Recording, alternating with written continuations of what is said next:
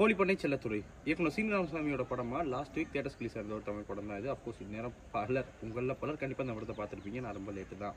இந்த கதையும் ஆண்டிப்பட்டியில் தான் நடக்குது. சின்ன வயசுலேயே அப்பா அம்மாவை இழந்தது தான் ஹீரோ. அவனோட உலகமே தங்கச்சி தான் வாழ்ந்துகிட்டு இருக்கான். அவனோட வாழ்க்கையில் அடுத்தடுத்து நடக்கிற சம்பவங்கள் என்ன, அதான் இந்த படத்துக்கான கதை. வழக்கமாக இந்த இயக்குனர் அவரோட படத்தில் எந்த மாதிரியான விஷயங்களை வச்சு கையாள்வாரோ அது எல்லாமே, எந்த மாதிரியான விஷயங்களை வச்சு அவரோட கதையை, அவரோட ஸ்க்ரீன் பிளே அவர் உருவாக்குவாரோ அது எல்லாமே இந்த படத்துலையும் இருக்குது. இங்கே சொன்னது போல் ஒரு அண்ணன் தங்கச்சிக்கு இடையில உள்ள கதையை தான் பெருசாகவே அவங்க எக்ஸ்ப்ளோர் பண்ணியிருக்காங்க. அதை மையமைச்சு தான் அந்த கதையை அவங்க நகர்த்தியிருக்காங்க. ஏன்னா கதைக்களம் சினிமாக்கு ஏற்ற மாதிரியான ஒரு நல்ல கதைக்களமாக இருந்தால் கூட பெருசாக சினிமாத்தனமான காட்சிகள்ங்கிறது இந்த படத்தில் இருக்காது.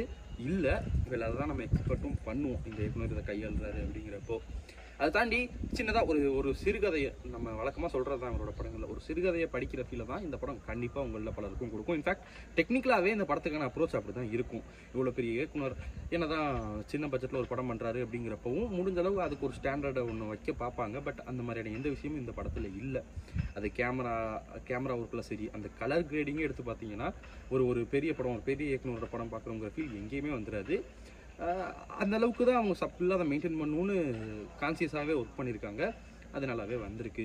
சொன்னது போல் சினிமாத்தனமான காட்சிகள் எதுவும் பெருசாக இருக்காதுங்கிறப்போ வழக்கமான சினிமாவை பார்த்து பழகின ஆடியன்ஸுக்கு இந்த படம் எந்த அளவுக்கு பிடிக்கும், எந்த அளவுக்கு என்கேஜிங்காக இருக்குங்கிறது தெரியல. ரெகுலராக சிறுகதை படிக்கிற ஆள்னா, இந்த மாதிரி குட்டி குட்டி கதைகளை ரசித்து கேட்குற ஆள்னா அப்படிங்கிற பட்சத்துலையும் இப்படியான இவரோட படங்களை பார்த்து பழகின ஆள், இவரோட படங்கள்னு சொல்கிறப்போ இவரோட முந்தைய சில படங்களை பார்த்து அந்த ஒரு எதிர்பார்ப்பில் வந்தீங்கன்னா கூட இந்த படம் உங்களை பெருசாக திருப்திப்படுத்துமாங்கிறது கேள்விக்குறி தான். ஏன்னா சொன்னது போல் இவரோட முந்தைய சில படங்களே என்னதான் இந்த மாதிரி இருந்தாலும் அதில் ஏதோ ஒரு விஷயம் சுவாரஸ்யமாக ஆடியன்ஸை என்கேஜிங்காகவே கொண்டு போகும். இங்கேயும் என்கேஜிங்காக நம்ம இல்லைன்னு சொல்ல மாட்டேன். பட்டு சொன்னது போல் அதான் சினிமாத்தனமாக எந்த காட்சியும் இல்லை அப்படிங்கிறத வேணால் இங்கே நம்ம சுவாரஸ்யமாக இல்லைங்கிற மாதிரி சொல்லிக்கலாம். ஸோ கமர்ஷியல் கண்டென்ட் விரும்பி பார்க்குற ஆடியன்ஸுக்கும் வழக்கமான கதையை எதிர்பார்த்து போகிற ஆடியன்ஸுக்குமான படம் இது கிடையாது. இது ஒரு இயக்குனர் சீனிவாசசாமி அவரோட படம். அந்த படம் எப்படி இருக்குன்னு உங்களில் பலருக்கும் தெரிஞ்சிருக்கும், அவரோட படங்கள் எப்படி இருக்கும்னு. ஸோ அந்த மைண்ட் செட்டில் போகிறீங்கன்னா கண்டிப்பாக தாராளமாக நீங்கள் என்ஜாய் பண்ணலாம்.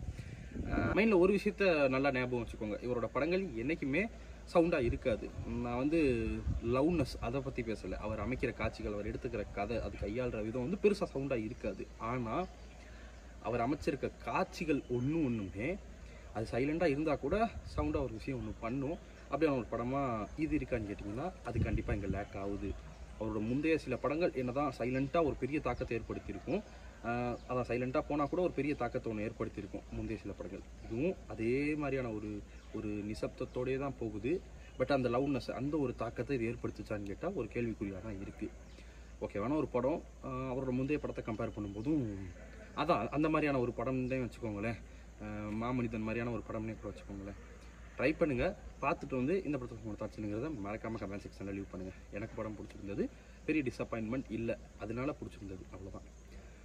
ஆக்சுவலி லப்பர் பந்துக்கு தான் ட்ரை பண்ணிட்டுருக்கேன் ஒரு 2-3 நாளாகவே. ஷோ டைம் எல்லாமே மிஸ் ஆகிட்டு இருக்கு. நல்ல படம், ஆனால் ஏன் ஸ்க்ரீன் டைம், அதாவது ஸ்க்ரீன்ஸ் இவ்வளோ கிடைக்கல, ஷோ டைம் இப்படி இருக்குங்கிறது எனக்கு புரியல. நானும் 2-3 ஊர்லேயே ட்ரை பண்ணிட்டேன். என்னோட பிசி ஸ்கெடியூல்னால கரெக்டான டைமுக்கு நான் ரீச் ஆகணும்னு வச்சுக்கோங்களேன்.